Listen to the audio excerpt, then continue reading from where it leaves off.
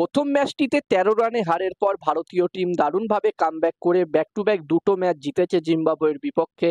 যেখানে দ্বিতীয় ম্যাচটি ভারতীয় টিম ১০০ রানের ব্যবধানে জিম্বাবুয়ে টিমকে হারিয়েছে। ওই ম্যাচটিতে আমরা দেখেছিলাম অভিষেক শর্মার ব্যাট থেকে দারুণ একটি সেঞ্চুরি এসেছিল। তার কেরিয়ারের, তার টি-20 কেরিয়ারের দ্বিতীয় ম্যাচেই সে সেঞ্চুরি করেছিল এবং তৃতীয় যে ম্যাচটি হলো, থার্ড যেই ম্যাচটি হলো, সেই ম্যাচটিতেও ভারতীয় টিম ২৩ রানের ব্যবধানে জিম্বাবুয়ে টিমকে হারিয়েছে। তো বন্ধুরা, এই মুহূর্তে ২-১ এগিয়ে আছে ভারতীয় টিম এই ৫ ম্যাচের টি-20 সিরিজটিতে এবং আগামীকাল ভারত এবং জিম্বাবুয়ের মধ্যে ৪ নম্বর টি-20 ম্যাচ হতে চলেছে। যেখানে এই ৪ নম্বর টি-20 ম্যাচটিও কিন্তু হারারেতে হতে চলেছে। আর এখানে সবার প্রথমে পিচ নিয়ে কথা বললে, যেখানে বন্ধুরা প্রথম যেই ম্যাচটি হয়েছিল সেইখানকার পিচ কিন্তু স্লো পিচ ছিল। তারপরে দ্বিতীয় যেই ম্যাচটি হয়েছিল সেই পিচটি কিন্তু একদমই সাপাট পিচ ছিল, ব্যাটিং এর জন্য দারুণ পিচ ছিল। তবে ৩ নম্বর ম্যাচটি যেই পিচে হয়েছিল সেই পিচেও কিন্তু বোলারদের জন্য সুবিধা ছিল।